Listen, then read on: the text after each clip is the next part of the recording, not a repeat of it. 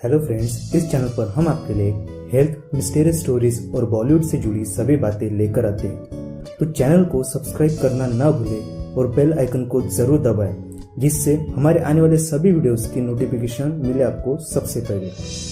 Viral infection की वजह से सर्दी व खांसी जुकाम होना आम बात है। खासकर सर्दी के दिनों में अगर थोड़ी सी भी लापरवाही की तो यह काफ़ी तेज़ी से फैलती है। कई बार तो ऐसी सर्दी, खांसी और कफ काफ़ी ज़्यादा दिनों तक बनी रहती है और जल्दी ठीक नहीं होती। ऐसे में इसका आयुर्वेदिक उपचार करना ही सर्वोत्तम उपाय है। इसलिए आज की इस वीडियो में हम आपको ऐसी औषधि लेकर आए हैं जो सर्दी खांसी को ठीक करने में रामबाण है और जिसे आप अपने घर पर ही बड़ी आसानी से तैयार कर सकते हैं। आइए औषधि तैयार करने की सामग्री जानते हैं। इस औषधि को तैयार करने की सभी सामग्रियां आपके किचन में मौजूद है। सबसे पहले आप एक बर्तन में 3 कप पानी लीजिए।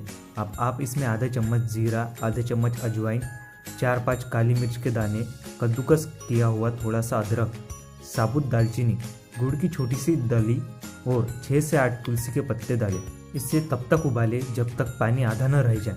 इसके बाद इसे छानकर अपने औषधि काढ़े का सेवन करें। आप इसमें थोड़ा शहद मिलाकर भी पी सकते हैं।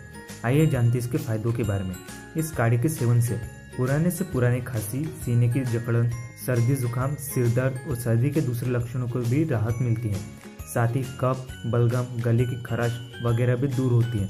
ये काढ़ा बहुत ही गुणकारी है जो वायरल इन्फेक्शन को ठीक करने में लाभकारी होता है। साथ ही इम्यूनिटी बढ़ाने में भी उपयोगी होता है। हालांकि इस काढ़े का सेवन आप कभी भी कर सकते हैं, लेकिन सुबह सुबह इसे पीना अधिक फायदेमंद होता है।